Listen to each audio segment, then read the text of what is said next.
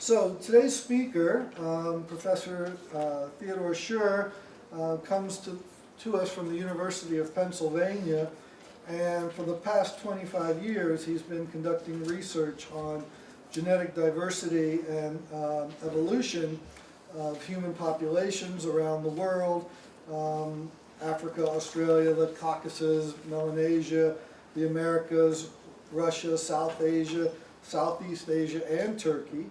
And in particular, his research is focused on elucidating the origins of Native American populations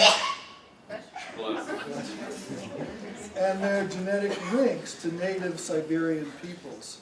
So we're going to hear a lot about Siberia, I think, today in this talk. He's conducted field work with indigenous communities in Canada, the Caribbean, Mexico, Russia, and the United States, as well as laboratory work on this genetic diversity. It's a topic I feel like I know very little, if nothing about, so I can't wait to hear this talk. Please join me in welcoming Professor Schurr.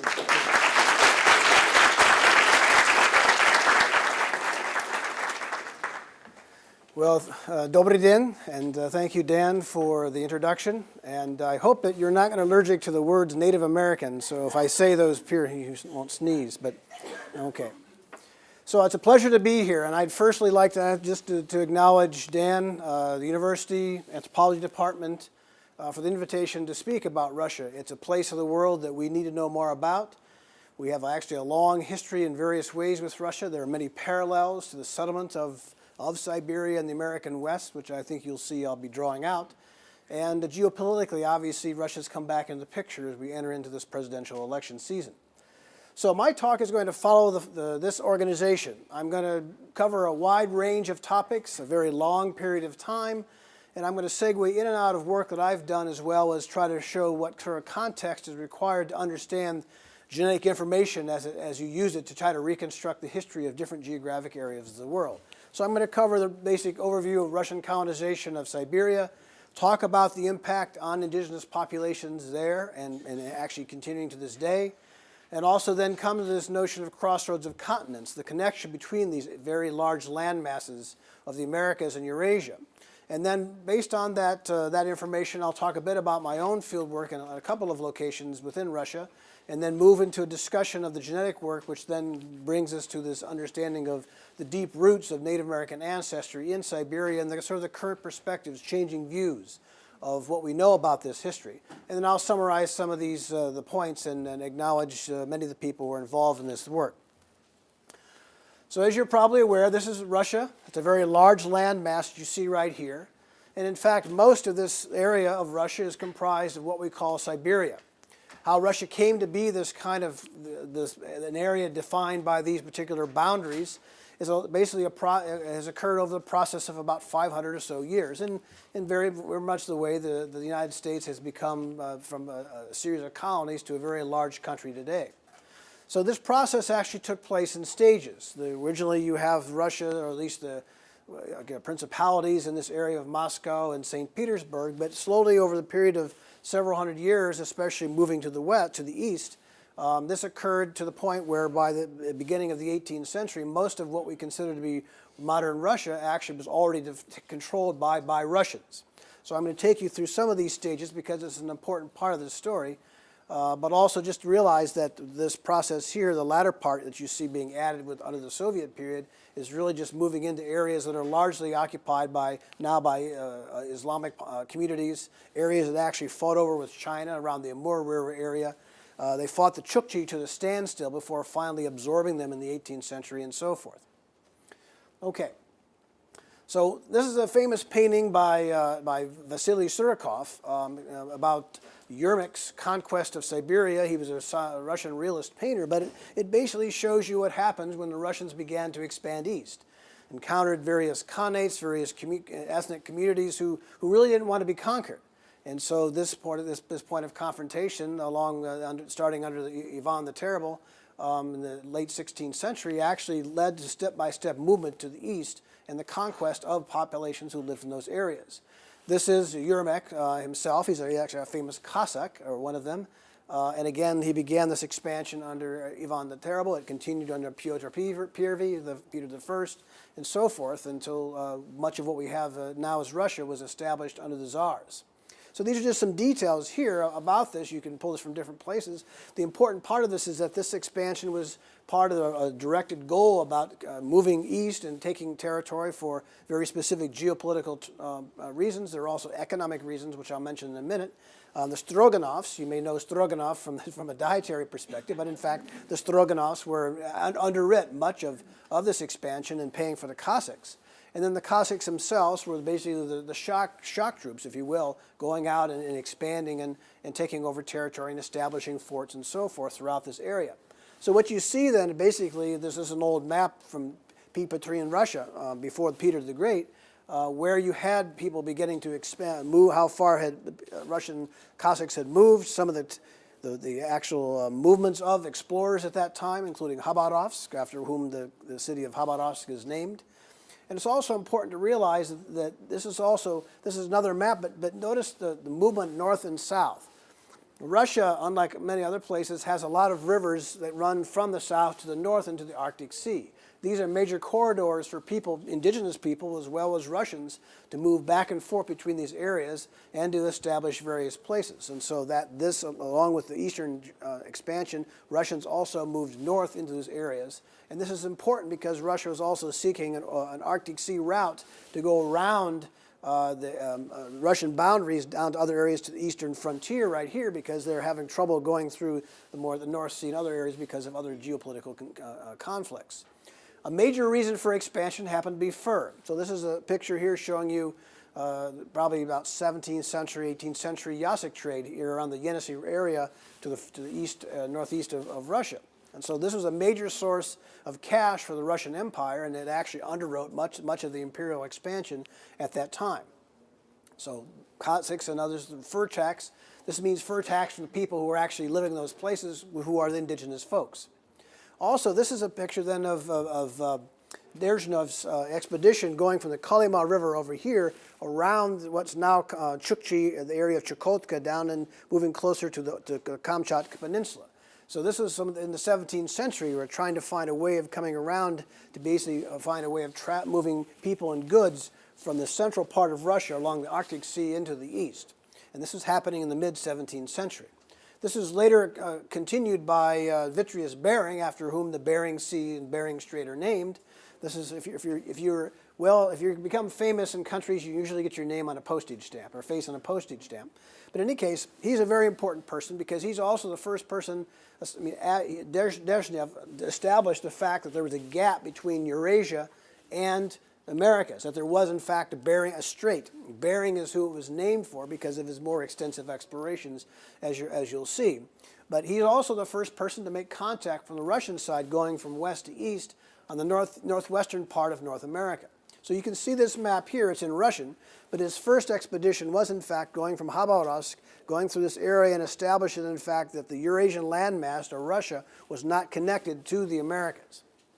The second expedition took him to the Aleutian Islands, and also where there's extensive fur. We have sea mammals and whales and fish, which and then the tribal populations of Aleuts living there.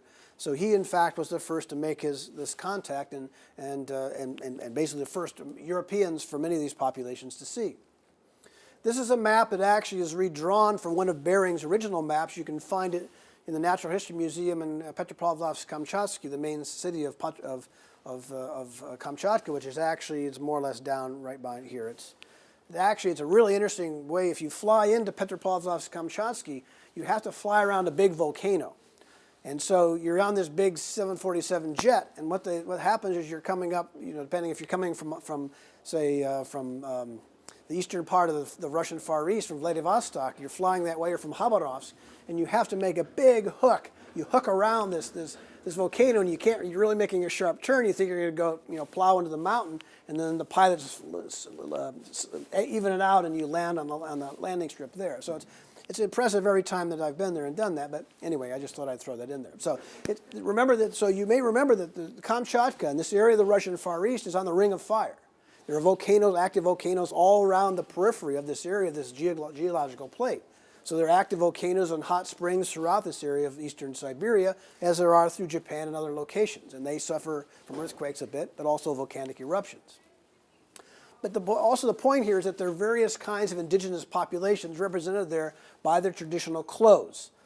So you have, and also notice you have people who have horses at this point. Horses were not part of indigenous cultures at this time, but otherwise you have Koryak and Chukchi and other populations whose names you'll become familiar with as I show you some of our data. Now, Russians also continued their exploration of Alaska itself, and what you see here in red are the Russian explorations of Alaska through the mid-19th century when Seward bought Alaska from Russia, but also the British movements in these other areas here and then even American encroachment on these territories. So this is also when Canada was beginning to form. The French and the British were fighting over the fur trade and territorial acquisition in this area. The United States had the Louisiana Purchase, which gave them much of this area already. And then Russia basically was trying to use this for both gold and also for its fur trade. So basically, it more or less decided that rather than being surrounded by European people who wanted to take territory and potentially confront them from politically or in terms of military conflict, they decided to sell Alaska to the United States and create this buffer zone across the Bering Strait here, and this led to the acquisition of Alaska for the United States, so-called Sewards Folly. Now, one of the things that you notice, there are many paintings, ethnographic paintings this is done by a Ukrainian painter, but this just shows you some of the cultures that are there. Very, very skilled boatsmen with kayaks. These are Aleuts. They have rain hats here and so forth. And these are some of the main sources of food that they were actually using. Sea lions and walruses, whales and fish and so forth. The Aleut or Anangan, who they call themselves, are these particular peoples. Also, Russians moved their way down into southeast Alaska in current day where Sitka and not far from Anchorage. And they actually were trying to conscript all the Tlingit populations to help them gather fur and other sorts of natural resources. The Tlingit didn't think this was a very good idea, and they fought the Russians for many different times, but one major battle that ultimately led to Russian control for some time was the Battle of Sitka, where they basically fought off the Tlingits, who otherwise would have driven them away just because they had cannons and other sorts of weapons, which the Tlingit did not have. So this is then the Seward Purchase, which I've mentioned to you. The Tlingit are actually down here in southeast Alaska, but basically this was Russian America until the United States bought it in this period of time. And now, of course, it's the highest concentration of indigenous populations in the United States, I think, and maybe aside from maybe local areas of Oklahoma. And of course, it basically represents almost half the territory of the continental United States. So it was a significant purchase and secured the American flow and access to all this area of the North Pacific. The legacy of Russians in this area is obvious wherever you travel. This is actually in southeast Alaska. You see the same thing in the Aleutian Islands, Russian churches, Russian Orthodox. You see it in terms of Russian surnames for families who are there. And I'm going to show you, this is the first bit of genetic data. I'm going to get to more of this later. This is showing you here the relative frequencies of Y chromosomes that have different geographic origins and all the Aleuts who live along these islands. So what you see then, I'll point this out a bit later, is that the colors in blue and orange right here are actually indigenous lineages which we've helped to characterize. All the rest of these lineages actually are from Western Eurasian or European individuals, many of whom, especially these R1 types, there's a nomenclature for these. All these other types right here come from intermarriage with Russians or actually from other people coming in as fishermen or what have you. So Russians have left not only a cultural legacy but also a genetic legacy among Aleuts and other indigenous populations in this part of the world. This is no less true for British and others coming from east to west in the United States, so this particular story is not new. What's also important to remember is that when Russians are moving into this area and getting involved with the fur trade and disrupting typical sorts of trade relationships between groups, marriage patterns, settlement area, territorial sovereignty in some sense, they're pushing populations around. And so this slide is showing you that with the Russian movement in these areas, you're getting a remodeling of the ethnic linguistic landscape that actually has continued to this day. This is the one that actually represents, this is from this particular publication, but essentially represents the populations as they existed prior to the Russian Revolution. So you still see many populations, Uralic-speaking populations here, Tungusic populations here, Sakha, which are Turkic-speaking groups who've expanded from this area south of Baikal. A lot of other populations along this steppe border area here. All the Amur River populations who speak different languages, some Tungusic. And then northeastern Siberia, so-called Paleoasiatic populations, Chukchi, Koryak, and others who become important in the story I'm going to tell you here in a short while. So it's a great diversity of peoples, multiple different language families, some quite significant. This is what the ethnic landscape looks like, basically compiled from ethnographic research done from the time of the Russian Revolution to basically the mid-60s. And so the pattern you can see here in terms of territorial sovereignty or control is actually is quite complex. But the populations I'm going to focus on over the course of the rest of the talk are from this area of northeastern Siberia and the area here around the Altai-Sion region in south-central Siberia. Okay, so then what also became clear as people began looking at material cultures. I mean, this is a compilation, a huge book. It's about this thick of ethnographic research by both American but largely Russian scholars for about 50 years. It's a compendium of information that allows us to look at cultural diversity. But one thing became clear when comparing that information with other information from American research, in that there's a specific connection here at this crossroads of continents. Remember, Beringia actually connects these two. This is fairly shallow water. Beringia as a landmass has been exposed when you have major periods of glaciation. The last one was between about 25 to 18,000 years before present. Depending on who you ask, it varies, but it's somewhere in that time period. So all this area that you see here around these two continental areas, or two areas of the Bering Strait, were actually connected by land. It's only with glacial melting that you have the creation of this Bering Strait. So these cultures have been interacting with each other for quite some time and might share some kind of biological, cultural, other, spiritual sorts of mythology and so forth that needed to have some sort of reckoning, because if in fact you wanted to be able to tell the story about the peopling of the Americas, or the connection between these lands, you had to utilize the anthropological evidence that actually was available to you. So on the American side here, you see all the Yupik and Inupiaq populations, the Eskimo populations. The yellow here represent Athabascan or Na-Dene speakers. Down here you have Tlingit and Haida populations who also represent communities who speak Athabascan languages. On the Bering Sea side you have some connections because of the movement of Yupik populations here, but by and large you have other Paleoasiatic, Chukchi, Chukotkan, Kamchatka, and Chukotkan language speakers here. Yakhuts, which are Turkic speakers. You have Evenks and Evens and so forth, Tungusic populations. And then you have unique populations like the Gilyaks or Nivs, who speak a language which really hasn't been clearly associated with any particular language family. So the Crossroads of Continents was something that then was an area of great research at the time of began at late 19th and early 20th centuries. So what was noticed is that there are kayak forms shared between these different these different populations. There are also harpoon points, which are similar between them. And why is this the case, can you imagine? Well, there are a lot of fish. This is where you have major salmon runs throughout this entire area.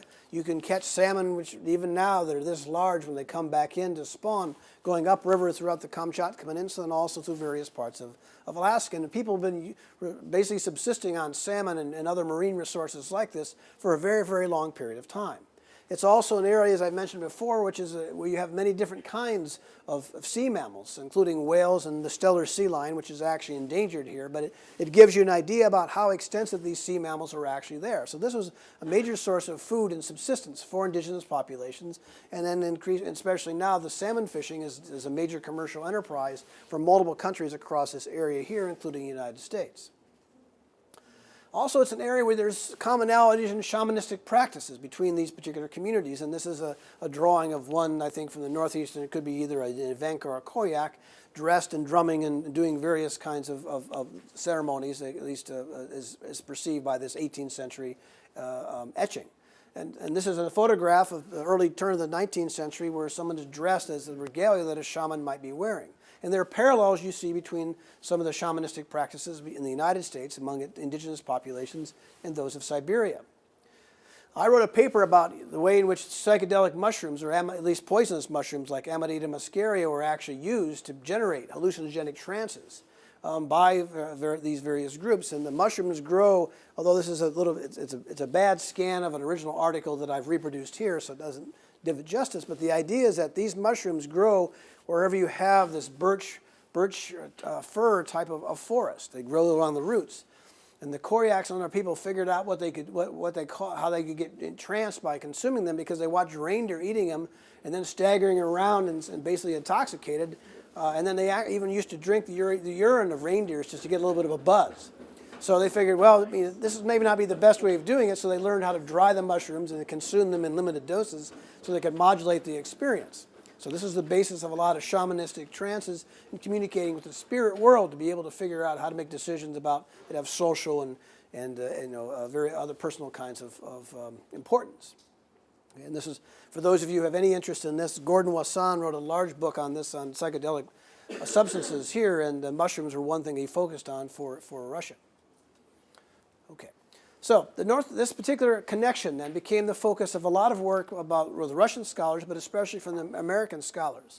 So the Jessup North Pacific Expedition was led by Morris Jessup here, who actually also happened to be the president of the American Museum of Natural History.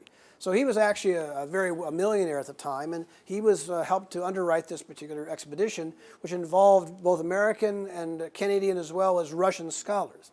And the basic goal was to investigate this connection and try to find the roots of Native American culture and populations in Russia and understand the relationship between these groups.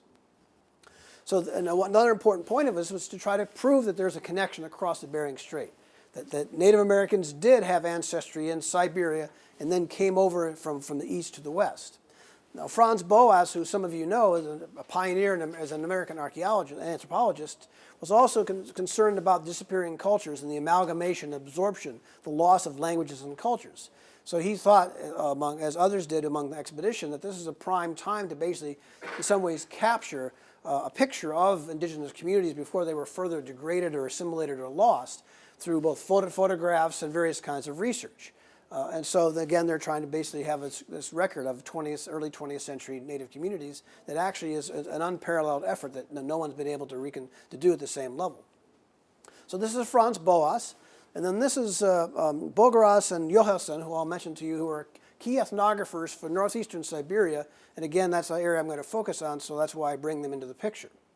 So they actually were very important. Now notice both of these guys were arrested for revolutionary activities against the Tsarist government. And the Tsarist government, has been the habit of for many centuries, including the Soviet period, tended to send its exiled people who were considered politically unacceptable to the hinterlands of Siberia. And this was no less true for Bogaras and Johansson. But of course, what happened though is that when they were there, they actually, because they had this sort of the social science inclination, they actually recorded all the primary information for populations from this area. And then also were key players in the Jessup North Pacific Expedition, recording the lifeways of people at that time. Word of caution to those of you who might have any ambitions to do field work, this is not necessarily the best way that if you're a graduate student, that you can actually find a research project. But you're supposed to go out and blaze new trails, but of course this may be taking things to an extreme. Okay. So what Boas did, and among other things, was to actually collect data about anthropometrics, body measurements of various dimensions, because there's a biological basis of this in genetic, and he thought perhaps this would allow him to look to see how kind of population affinities existed across this geographic area. So this is a dendrogram, a tree showing genetic distances between populations. And although the abbreviations may not make a lot of sense without reading the papers on which this is based, what I want to show you is that all the Siberian populations that are in northeastern Siberia are all clustered here. There's another cluster to the north of that, shall we say, which are largely groups that are across the Bering Strait from them, including various Amerindian groups, Tlingit Haida and other groups of Eskimo populations. And then thirdly, there are the populations which are in large part found to the south of the Bering Strait, who represent other Native American populations. So even at this time, in the 1910s and 20s, when this was first published, we began to see some structure of genetic diversity or biological diversity across the Bering Strait. And this is important because it's going to lead to models for how this process of colonization actually took place. Other people began using dental trait analysis. So, your teeth have cusps. They're shaped in different ways. Some have sharper cusps than others. Your molars look different than your premolars. And you may have various shovel-shaped incisors. You may have other sorts of little dimensions to your teeth, which actually have underlying genetic basis. So if you actually analyze all the teeth in both the maxillary and the mandibular areas, you can get basically a genetic profile of populations that you can compare to each other. And so various groups of people have done this as well. And what you see from this, another tree looking at genetic distances of populations, is sort of a general similarity in that many of these populations here across the Beringian area actually show genetic similarity. They're on the same branch. Most all the American populations to the south of the Bering Strait in the Americas show general genetic affinities. And then you have some Amur populations, Amur River populations here, which are in Siberian side, which are also distinct. And they're distinct from actually from other Asian populations here in Northeast Asia, Chinese, Japanese, Thai, and so forth. So again, we're going to get a complex picture of variation across these areas, and it leads to the necessity to actually explain why these patterns of diversity have arisen and why they've persisted. So this led to this particular model that led to all subsequent tests of various genetic information. It's a tripartite migration model, and then very simply put, this conception is that there were waves of people moving into the Americas at different periods of time. The first one here, the so-called Amerinds, represents the earliest wave, maybe coming from the Lena River Valley, which is essentially here, about 12,000 years or so ago. The second would be the expansion of Athabascan populations, perhaps from north, or actually, where are we here? Athabascans here, perhaps coming from northeastern forest or northern China, depending on who you ask. And then the third, the last expansion, maybe came from this area, this Sea of Okhotsk area right here, and gave rise to Eskimo and Aleuts. And this was based on those dental trait data, early other genetic markers like blood groups, ABO, and so forth, and then other linguistic data. So this model, published actually about the time I started getting into this field, it was basically led to a lot of research to try to either validate this particular idea or add new nuance to it. And that's where we're heading now for the rest of this talk.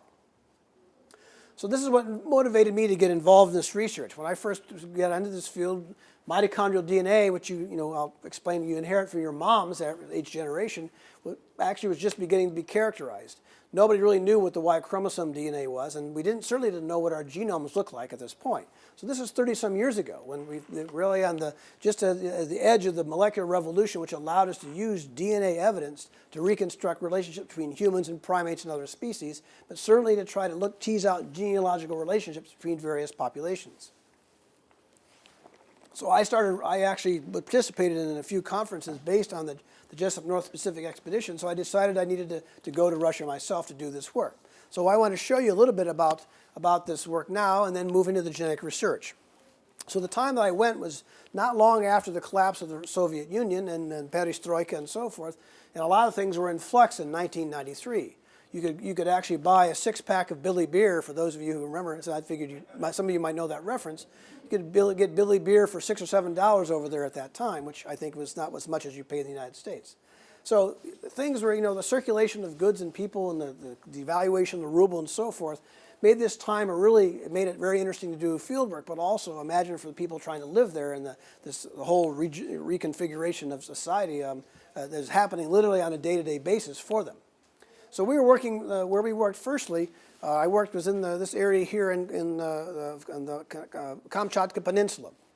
So I've done work with communities across this region, but I'm going to show you data, at least a few photographs of the people and some of the practices they're actually carrying on now, primarily in this section right here. So the Itelmen are one of the populations living in the southern portion of the peninsula. The Ainu actually lived here, who now live in Hokkaido, that's their homeland, Japan. They extended up here around the Kurils. You had all the different Koryak populations here, and then the Chukchi there. And then other Tungusic populations were moving in this area, expanding with Russian contact, and so forth.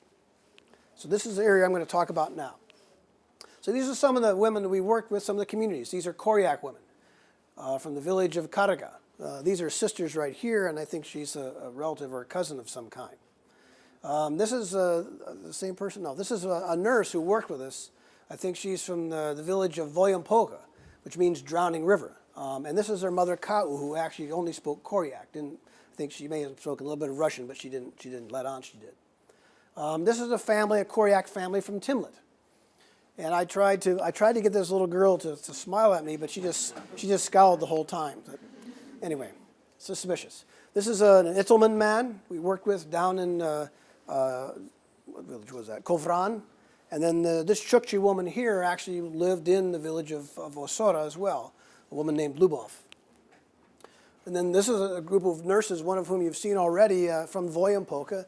This woman is an Itelman woman, and this woman is a Niven, a Tungusic speaker, whose population that came into the interior of Kamchatka and brought in reindeer herding with them. So there's a mix of populations living in this area at the time. And also a lot of ethnic intermarriages, if you will, such as between Victor and Ludmila Romanuk. He's actually, I mean, he's literally a crazy Ukrainian hunter. He's quite a character, but anyway, it was fun to work with him at the time. And what you see there, I mean, aside from living modern lives as one can do in Russia, their subsistence work was going on at the time. It's catching lots of salmon during the runs, gutting them, stringing them up to dry. This is how they're being dried, and then some are dried for the dogs for later time. What's being gutted out of the fish, especially the gravid females, are eggs. And the salmon roe, the caviar, actually is sold all over the place, and and just like sturgeon eggs, it's something that people really like. Also, this woman here had killed sea lions or seals there, as you can see to the right, and cutting up the blubber that you see there to use for cooking and also for lighting oils during the colder months of the year when it's pretty dark for much of the time. So that just gives you a snapshot of some of the people and some of the activities in the Kamchatka. And I've also done field work among and done our research with various communities around here. I'm just showing them to you again, where we've worked with Aleut groups and various Eskimo Aleut populations in Tlingit and Haida here, and also worked in the Canadian Arctic to try to help see how that actually adds to our understanding of the expansion into the Americas, but also the expansion in the north once the glaciers were gone, and how populations moved there and differentiated, working with both Inuit as well as Athabascan populations here. Now I'm going to turn to this area here of Siberia, because it turns out to be a very important place for the whole story about the origins of Native Americans. And one reason is that it's one of the places you find the oldest archaeological sites in Siberia. While there's some sites up here now in the Yana area which are now dated to about 30,000 years before present, most of the oldest sites are here along this steppe area, which is forested, it's got lots of rivers, it's a really habitable area. So we wanted to focus on this area as a possibility, along with encouraged by preliminary genetic data, as looking for sort of the homeland of Native American populations there. So then I'm going to doing is zooming in on this area now and showing you the Altai Republic, which is shown by this square right here. It's due west of Lake Baikal and Irkutsk, around where we've also done some work, especially with archaeological populations. And there are a variety of ethnic populations here. The Altai Kizhi, there are also Kazakhs and other groups living, and then several different communities living in this area in the northern part, or on the Lebed and the Biya rivers. And I'm showing you now, zooming in further, just to give you some idea of some of the names of these populations, the Kumandins, Chelkans, and Tubalars. And we've published a number of papers on this, so if you're interested, you can read more about it. But just to give you an impression about the nature of ethnic diversity that's there. It's a small place, and you've got multiple tribes of Turkic speakers still living there, largely outside the main areas that are dominated by Yakuts or by Buryats or Mongols or other populations to the south. So these are some of the people we've worked with. A Tubular man and I think he's a Chelkan man, excuse me. Two women here, a Chelkan woman on the left and a Tubular, who share similarities with Tofalars and also have some similarities to Buryats and Mongols. This is a Kumandin man working with our collaborator Ludmila Osipova from Novosibirsk. This is she and one of our research assistants with another family of Kumandin, a man and his mother. And then another typical family of Siberia from a village of, what village was this? It's been 25 years. I don't remember all the villages. But anyway, this is a very nice family who involved with us, but obviously of mixed ancestry here. And so you have a lot of families. Remember, Russia was settled in the 17th century, 18th century. So a lot of the Stary Zhizny, the old populations, there have been families living together here for many centuries. Some are newer. Okay, so it gives you an idea of some of the people and the places that we're beginning to use. And now I want to turn to the genetic work.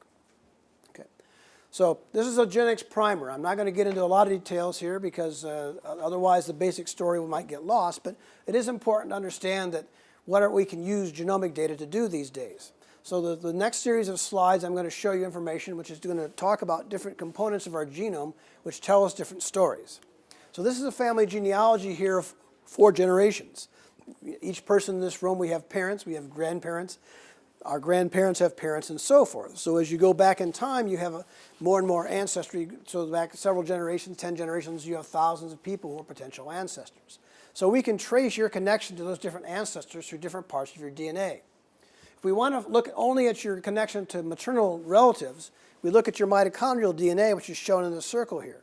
So these 2 siblings right here share the mitochondrial DNA from their mother, not from their father, and then she gets it from her mother, not her father. She gets it from her mother, not her other grandparents here, going back many, many generations in this kind of connected way. So we study mitochondrial DNA to look at matrilineal genetic relationships among individuals. If we only want to look at paternal ancestry, then we'll look at the Y chromosome.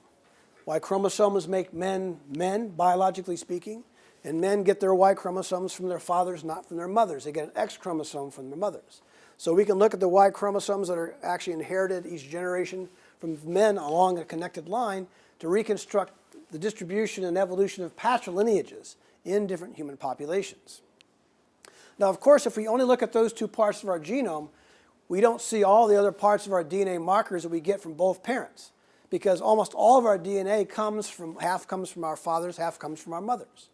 So now with the advent of genomic sequencing, which really began with the publication of the first human genome draft sequence in 2000, we now can actually characterize every nucleotide in an individual's genome and see how similar different those genomes are when we compare them individually and with different populations.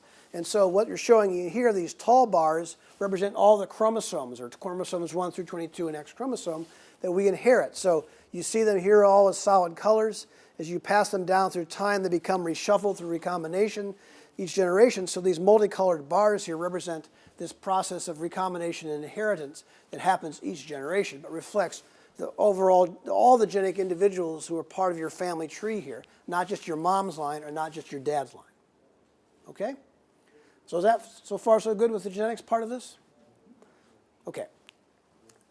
So with that particular introduction, then I'm going to move right into the genetic information. So the way that I got into this research from a genetic standpoint was that I actually began working with Native American populations and worked with them for a number of years before doing the fieldwork in Russia, which allowed me to begin investigating the Siberian component to this story, which I've just outlined for you here.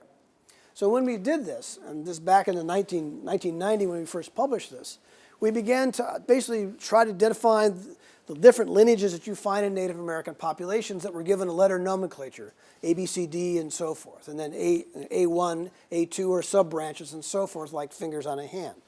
So the basic point here is that we could see patterns across the Americas which we thought actually reflected the dispersal patterns of Native Americans and could be used to actually date the timing at which human populations moved from Russia into the Americas. So what we notice is that there are a combination of lineages that you see commonly throughout the Americas, although North and South America actually do look different from each other in terms of the overall frequencies of these types, as shown by the pie charts. But the North also look different. There's some of the same lineages you see here, but a predominance of only 2, A and D.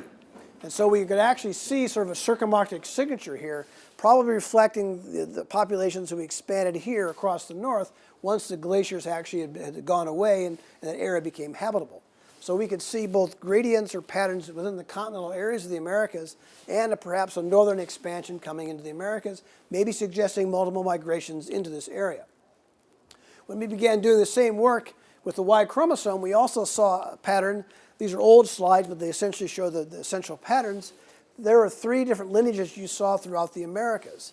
These 2 in yellow and purple, lineage called Q1A and its derivatives, are the predominant type that you see here. And this one right here in yellow is actually a unique lineage that you only see in the Americas. The C type actually seems to have come in after the fact because it predominates over in eastern Russia, as you'll see in a minute.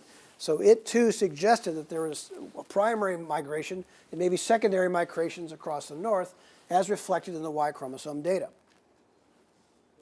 Now here are the similar data looking only at the lineages that are common in the Americas in Siberia itself. So what you see firstly is that most populations in the Siberia have lots of other kinds of lineages because of the white that you see in these pie charts. Other lineages that are not part of the American genetic profile.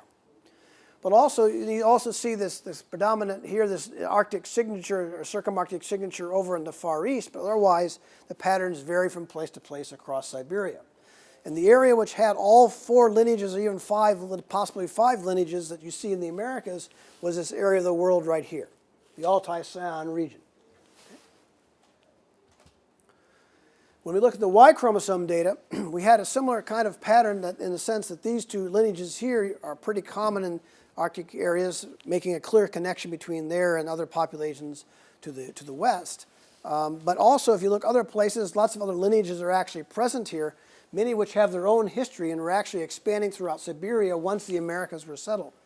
Where you find the most common precursors of these types which predominate in the Americas was actually this area right here, the Altai region of South Central Russia. So if you read the papers and other things, these details will become a little clearer, but I'm just giving you a very large overview of this story.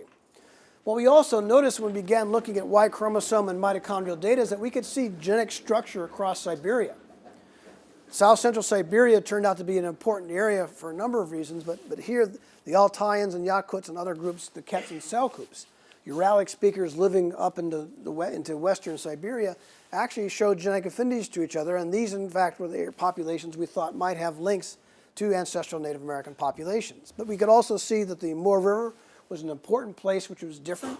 It's a juncture where you have Korea and China and Manchuria coming together, and it actually has its own genetic profile.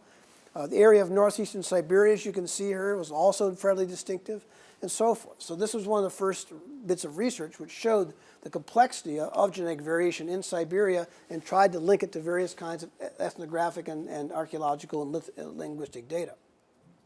So the basic story then is that the roots of Native American ancestry, genetically speaking, are this area right here. We've established this. Other people have contributed to this story as well. But this is not the whole story. There are more complexities that arise when you look at genomic data, and that's where we're heading in the next couple of slides after this. Another important thing that we help to establish is that the ages of these lineages were greater than 12 or 13,000 years before present. And this was important because all the archaeological sites in the United States linked to the oldest lithic tradition called Clovis culture were no older than this. So what we saw is basically when we look at the age of these lineages on average across the Americas, the roots of these lineages trace back to this time period here to 25 or 20,000 years before present. But when we eliminated all the variation, when we isolated only on the variation in these genetic lineages, which is found uniquely to the Americas, we saw that the time depth, this expansion into the Americas uniqueness, was limited to about 20 to 15,000 years before present. At the time, people thought we were nuts because it didn't conform with the archaeological data, but since this time, that actually is the general picture, that the expansion into the Americas took place somewhere between 15 to 20,000 years ago. Also, thanks also to archaeological data like Monteverde's site here and others that you see increasingly shown, it became clear that if the Clovis lithic sites were around 13,000 years before present, but you had older sites in South America and increasingly in other places, and if you had this big, huge ice sheet on top of North America here, then people could not have used this interior route to give rise to all the Clovis peoples here, but had to use a coastal migration route to get into the Americas, and then later re-expand across this area once the glaciers were gone. So our research helped stimulate rethinking this particular model, but also lots of archaeological data showing the human presence across this area at least 14 to 15, if not 16,000 years ago, was also a major stimulation to create a different kind of model to explain the pattern of genetic variation that we see in both Siberia and in the Americas. So this stimulated a lot of people to do various research and came up with this kind of an idea here, the Beringian incubation model. Now this is not due to global warming or anything of this kind. The idea more is that there's all the roots being back here, the incubation period was one where you have the expansion of ancestral Native American populations leaving other areas here, leaving other populations behind in Siberia, basically incubating or differentiation into American-type genetic lineages and populations in Beringia itself, and then expanding into the Americas between the 16 to 18 to 20,000 years before present.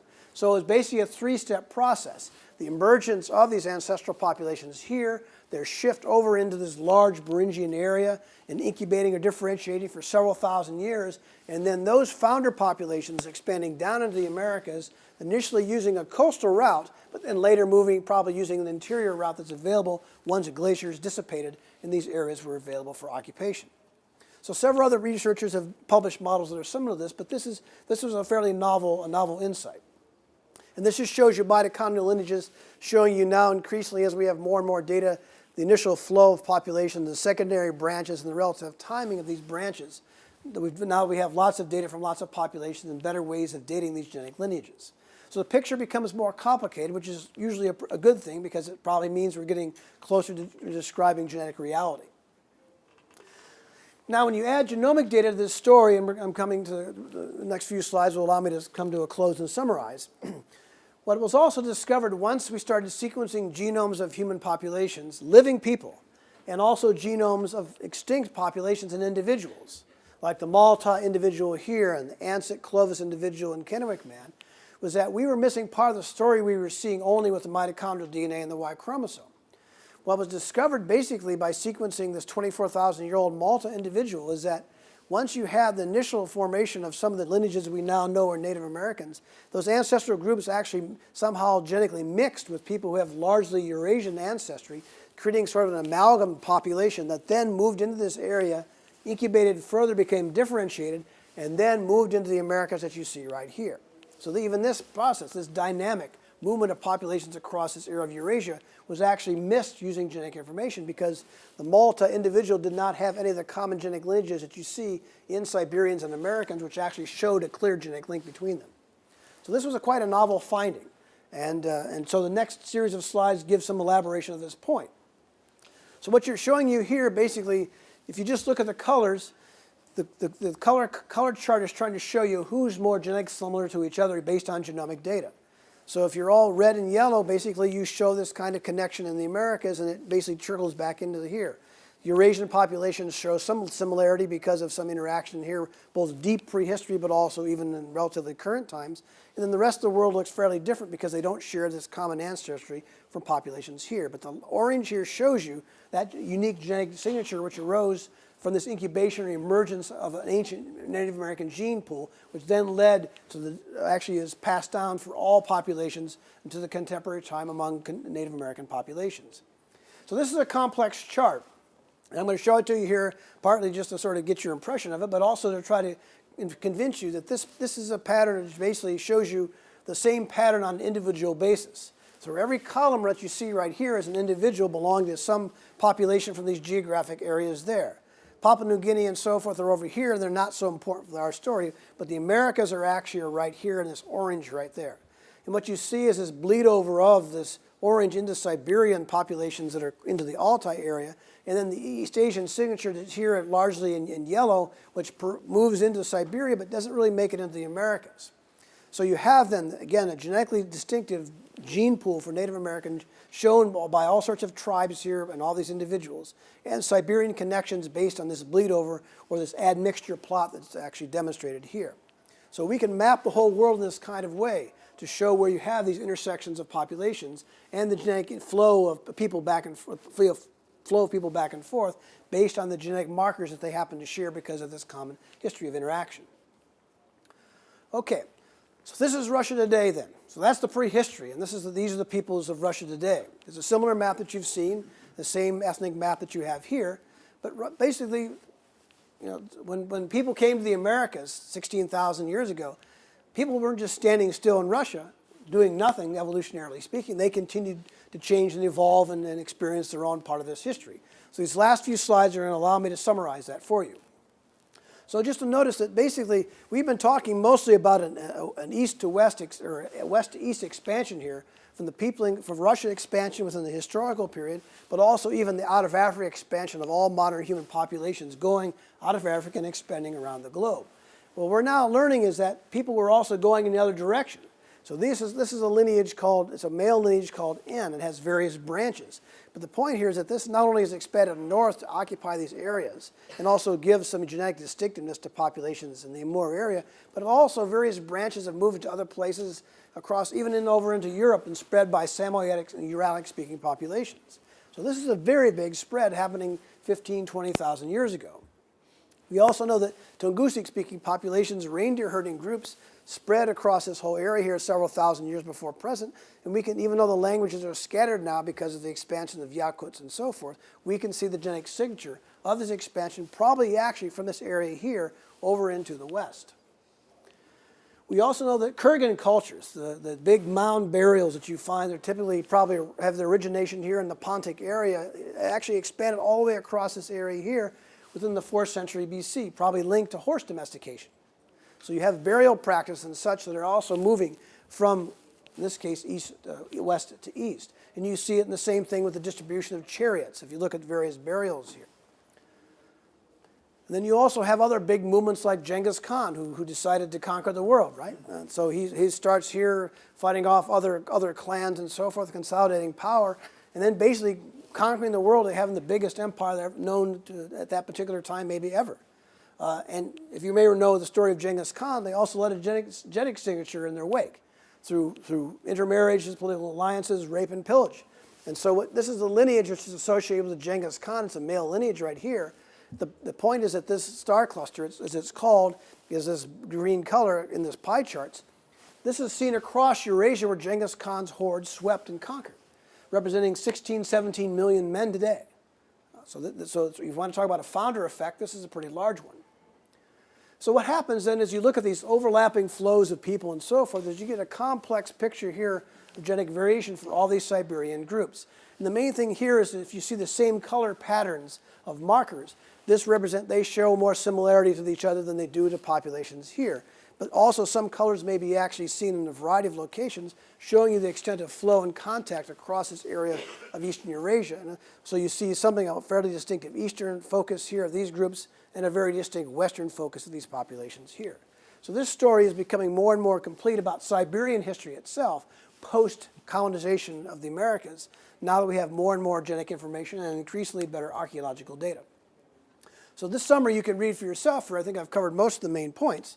But early occupation of the Americas, the ethnographic, cultural, linguistic, and genetic data have all gone into helping tell this story. You probably have the Americas colonized through at least a couple of primary migrations and probably secondary flows of people. Certainly, at least the Arctic expansions had to occur once the ice sheets were gone. And as we go with more and more genetic data, it's also true for Siberia, you get a more complex picture of this ancestry and this colonization process. And we're learning now exactly how nuanced and complex Siberian history is prior to basically Eurasian entry into this area with the use of genetic information in the way I've tried to describe for you here. So let me now wrap up and acknowledge all the people who have actually been involved with this. Without the involvement of the communities across Russia and especially the United States, none of this work would be possible. So we're indebted to them and to their communities and to their tribal or indigenous organizations for supporting this research. This is probably not everybody, but it's many of the people who have been involved in doing this research with me for 25 plus years now, especially through the Geographic Project Consortium, which you may know is a National Geographic sponsored project to study human diversity and migration. I like to show this slide because when I worked with them back in 1990, 2003, they had told me to say hi to America. So in any case, these guys live in, they're a nice bunch of guys. Also, I have to acknowledge everybody who supported this work over many years. And finally, I'd like to thank you for your attention for this talk, and I'm happy to answer any questions you might have.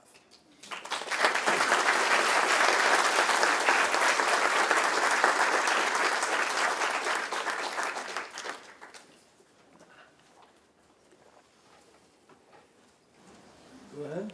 Oh, sorry.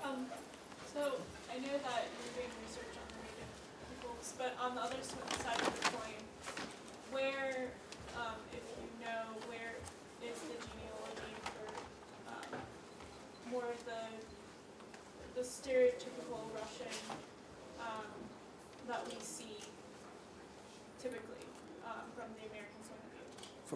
Like the blue-eyed, light-haired. Ah, where we're they talking about the history of Russian and Slavic peoples. Where the Slavic. That's a whole other lecture. Yes. Well, in a nutshell, Slavic history is fairly complicated because you have Eastern and Western Slavs who have links either to sort of either Central and the Baltic area or the Balkan area and in eastern areas of Russia, or rather of Europe, and then the other influences, the Scandinavian and the more North Atlantic type of, if you will, from the Baltic states and Scandinavia and so on. So the Slavs, the merger of the two actually is a process of forming the contemporary Russian gene pool. And then on top of that, you also have, with the expansion of the Mongols and the Tatars and even the Ottomans, you have then the mixing of populations, which lead to the other influences which have happened within the last few centuries. So the Slavs themselves there's a lot of work that's been done on this, both in trying to see how this works in parallel with the languages themselves, but basically Russians are a mix of sort of a Scandinavian component, northeastern, western component, and more of a sort of a Central Eastern European component, genetically speaking. And so we've done a little bit of work on that with regard to old believers in Russia and their expansion there in exile. But others have done a very good job of beginning to delineate that. And if you're interested, I can direct you to the papers which describe that information. What is the thinking on what precipitated this migration, this movement of people from west to east? Well, one explanation is often used to try for migration is that there's some kind of environmental change which may have pushed people to move in certain directions. And certainly at the time when Beringia was formed, the beginning of the last glacial maximum, you had both the exposure of Beringia, but also the increasing ridification of early areas and glaciers forming in Siberia, other places, which made it perhaps less hospitable. So it may have been partly precipitated by changing environmental conditions or maybe even demographic pressure as populations grew in eastern Siberia as well. The other thing that people forget is that Beringia itself, the landmass, may have been Mammoth Steppe and so on, but that might have not have been the best places for people to live. The southern fringes of Beringia, as you saw with that Crossroads of Continents, is an environment which is relatively similar. It's a dual freshwater marine system. The same animals and plants and fish are all in that sort of an area. So the northern parts of Beringia could well be relatively hospitable, but humans could actually live there reasonably well until being able to expand into the Americas themselves. One thing that clearly was an impetus to move once people were on the Beringian landmass was the flooding of that territory with melting of glaciers. You either had to go west or you had east or west so you could find some place to live. But this is still something that's being worked out. When you were doing your footwork in Russia, what were you looking for specifically for the genome project? How did you, if you're looking for genetic similarities, how were you distinguishing the genetic similarities? Well, the choice of initially working in Kamchatka was actually born out of the data from the Jessup North Pacific Expedition studies that suggested that there should be, if they show these kinds of cultural and material culture and ethnological and mythological similarities, that they may be genetically similar. And some of the initial physical trade data suggested this as well. So it was sort of a logical place for us to look for the ancestors of Native Americans, because also many of the archaeological sites in Kamchatka were 14,000 to 16,000 years old, and they were actually older than the sites in the Americas. So that's what prompted us to begin working in that area, because there was a clear connection there we thought might actually yield genetic similarities between them. But what ultimately happened was that their data didn't actually show us the deepest lineages, or the roots of those lineages which now are common in Siberia and the Americas. So we had to begin looking elsewhere to try to reconstruct where they traced back to within the continental areas of Siberia. So that's often what motivates people to look in certain places for key questions about migration. Where are these gaps in our knowledge geographically and so forth, and where would people have had to migrate through to get from point A to point B, and what could we learn by working in certain geographic areas to piece together that kind of, connect those particular populations. Does that answer your question? Okay. I was wondering, given the sort of celebrity status of the Kennewick man fossil, if you had any insight into how that might fit into this picture. I almost added some details about Kennewick to this presentation, but it was a little too much. So, for those of you who don't know, Kennewick Man was pretty controversial because that case, because the remains are actually recovered in, I think it was Washington State. They're about 9,500 years old, and the characteristics of the skeleton look sort of Eurasian, and so some people interpreted the skeleton as showing that there were ancient Europeans in the part of the Americas, and that this may lead to some reconfiguration of our notion about where people came from to the Americas during the first colonization. So the early attempts to do genetic work on Kennewick led nowhere because the techniques were not good enough to actually extract DNA. And even the genomic data from Kennewick now is not the same quality as you get from working with living individuals. But what the data show is that Kennewick interestingly fits very nicely genomically with other communities in that area of North America, but actually even more strongly with groups to the south.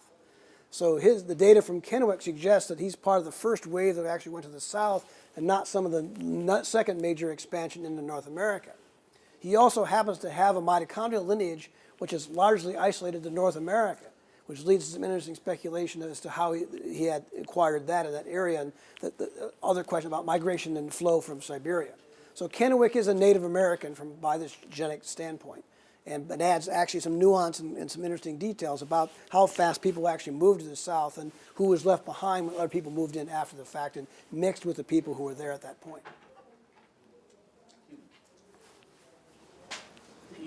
Toward the end, you mentioned there was some migration from South Asia, from that part of the world To Siberia? Yeah. So this lineage I mentioned actually has its roots in China. And then it began to diversify into three major branches that actually began spreading throughout basically eastern Eurasia. Some remained largely in eastern Siberia, but some branches were taken from that area of eastern Eurasia over basically into western Siberia and eventually spread into Europe because Uralic speakers moved into this area in Mesolithic time and back and forth a few times and actually influenced even today Hungarian populations. They share genetic connections with Uralic speakers. So there was a connection there to that Yes. part. Yes. That's right. Quite all right. In that broad sense, genetically, we global population, we are all cousins to each other, kind of. Yes. Right? Sure. Whether it's Native American or white Europeans or who. So, in that sense, one say that, in my younger days, we used to hear about the Red Indian, now Native American. So the Red Indians really maybe have some genetic links with the Indians from the subcontinent. Well, Is there a differentiation? One can claim differentiation or similarity. well, ultimately we belong to the same family tree. I mean, we all have a common roots, and the story we're telling here are basically are geographically oriented to tell the steps of that process of human dispersal and differentiation. So there are some broad similarities between South Asian populations and Native American populations and Siberians. But South Asia, it's a whole other lecture. I mean, if you have a year of India or South Asia, you can talk about that. But South Asia has an area of very distinctive history, where it's the intersection across the Himalayas and actually through Pakistan and into the areas of Central Asia, where you see this kind of connection and flow between populations. The other thing where South Asia actually may have an importance in this case is that when you have the glaciers taking form across the Arctic area of Eurasia, all that cold weather and all that ice and everything else is pushing people to the south because you can't live next to a glacier, there's nothing to eat, it's cold, the wind's blowing, all the animals have left, et cetera, et cetera. So people have been moving, not only have been moving in east to west directions, but they're moving north and south as they've expanded out of Africa rather, as the allowed to move into the northern latitudes. And there have been a lot of selection and adaptation on populations moving there because of this reason. So when populations move to the south, there may have been mixing along that steppe belt, and the Himalayas and other areas, the mountainous areas of separating South Asia and Central Asia, and then populations moving back up there, carrying some genetic legacy of this mixing and contact over several, 20, 30,000 years ago. So we're beginning to see some hints of this through work in the populations of those areas. But ultimately, I mean, your question your statement is correct. We're all genetically related. We're 99.99% similar to each other because we have a very recent origin.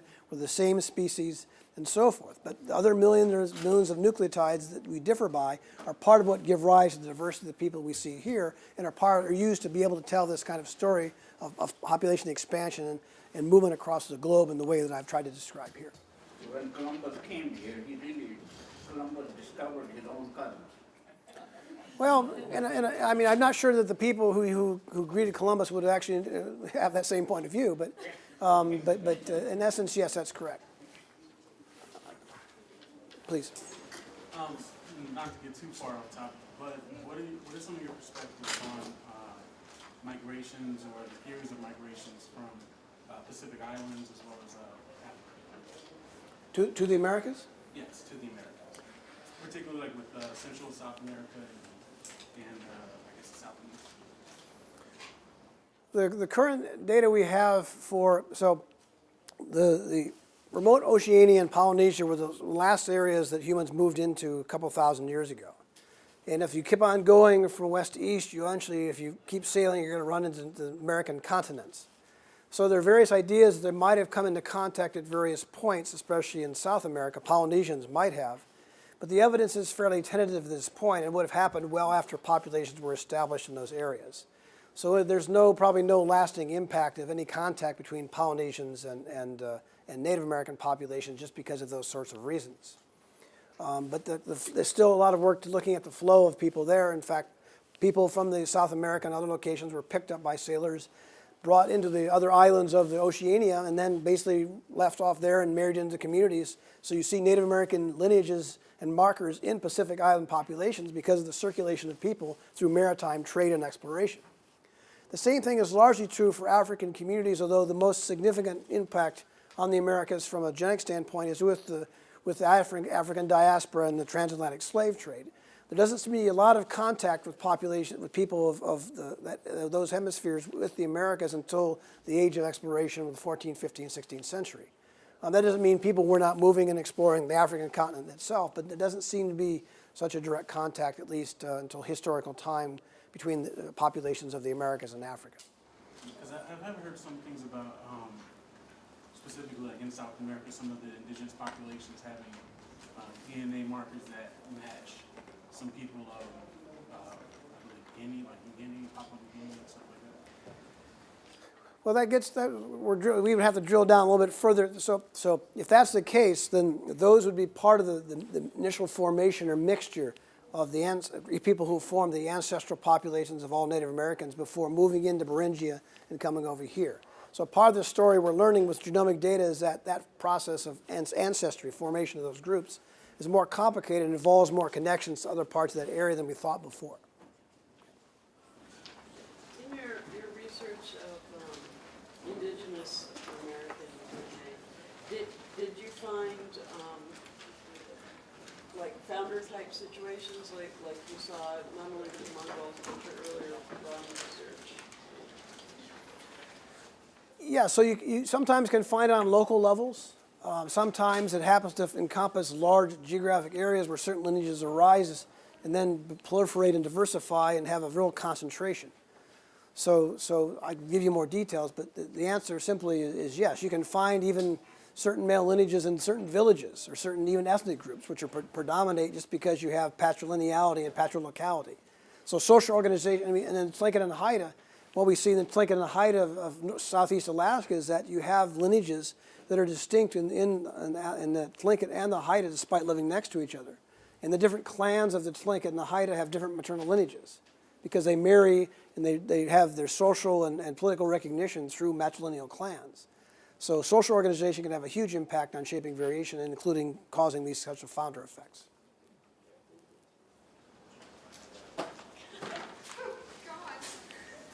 I'm curious, is there a point, I think of this as mostly migratory following the herds as the hunter-gatherer type people. Is there a point where they become agriculturalist, and is there something significant that comes out that influences them to stay in one spot? Well, I'll try to answer that as quickly as I can. Actually, in terms of Siberia, the agriculture never really took hold because it's not a place where you can have agriculture until more modern times. So that It's mostly there a matter of herding and then domestic. It's entering into the picture at certain points in the last couple of thousand years. For the Americas, it took a while to basically figure out the habitats and the species that are there and so forth. And part of what might have driven some exploration of food, modifying food sources, especially plants, came when you have large populations growing and large in size. Also, the conditions might have been favorable. They're warmer, a little more CO2, which would favor plant growth for cultivation.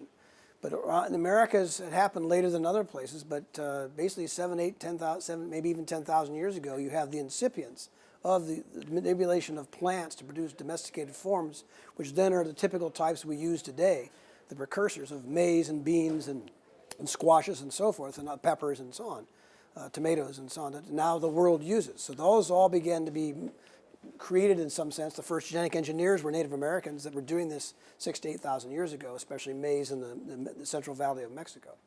So if you figure people got into the Americas 15,000, 16,000 years ago, took a while for them to get the handle about how to live in those places, started killing all the megafauna, adapted to various environments, and then about halfway through that process, 6,000 to 8,000 years ago into the present, that's when all the domestication began to take form across actually different parts of the Americas with plants and animals. So kind of going back to your question before with the question about European contact. Late 80s and 90s, a lot of theories and wind over man or wind over sight and stuff like that. Do you feel that your research is closing, I won't say closed, but closing the door on having Europeans come over, and disregard that? Well, what I would say is that it basically, because we know so much about the genetics now, and actually because of better and better archaeology, it just doesn't look like there's any significant prehistoric impact of European colonization on the Americas at all. So I don't think Clovis is linked to the Solutrean culture of Iberian Peninsula, for example. But clearly there are people moving over to the Americas, like with the Norse and so forth, 1,000, 1,400 years ago, and they made substantial communities in Greenland and other parts of North America. We're learning more about them, and they also left their genetic signature in the communities that were contemporary Inuit and Greenland Inuit populations. So as soon as there was a movement, Arctic movement, you have Europeans in the Americas, because if you look at the globe as an arc, that's a relatively short distance, and that's what has motivated various theories about that kind of connection in the past. But genetically speaking, we just don't see that kind of connection. It all is from the east to the west. One last question. What do you think, what are some ideas you have for students who might want to do more research? Where are the sort of the most opportunities or exciting sort of areas for emerging research or in these areas? If you were a student today, what would you learn? How to do bioinformatics. So basically, now with so much of the genetics work can be done in an automated fashion, that the real task is how do you actually analyze the data. This is true whether you're a medical professional, whether you're an insurance agent or whatever. With thousands and millions of data points, you have to find ways of understanding them to be able to tease out patterns and see connections, understand the functional significance of genetic variation. So a lot of work is now, this work all has been foundational to questions regarding adaptation and selection, and even selection for protective alleles and those which actually may cause disease. Looking at the interaction between our nuclear genome and our mitochondrial genome and bioenergetics, and what effect that has on diet and health and so forth, and even influencing our epigenome. So I would say that if you want to do genetics research in this area, then get a good grounding in genetics, learn things about epigenetics and so forth, learn how to program, learn how to do bioinformatics, because you're going to spend a lot of time at the computer and actually increasingly less at the laboratory level. That being said, there are still places to go in the world to do this work that people have not done much work with, and especially not used the whole range of genetic markers which are possible to use to tease out these kinds of population relationships. But I think the area where there's a lot of interest in is the evolution now of immune function, selection for dietary adaptations and physiological variations, fat metabolism, because these are not just key for living in cold environments, they affect the whole developmental trajectory for humans throughout their life course. So how you actually utilize fat, how do you actually begin to metabolize carbohydrates is set even in utero through fetal mother interactions. So the more those are where a lot of the interesting evolutionary questions are for looking at both short and long-term evolution of human populations, but also are linked to various kinds of health issues that are of health diseases of modernization, where you can show the evolutionary connections as well as the ramifications of these changes on human populations, especially living in modern environments which don't reflect the prehistoric conditions under which these various adaptations or variants actually arose. So. Thank you very much. We have another class that is coming in.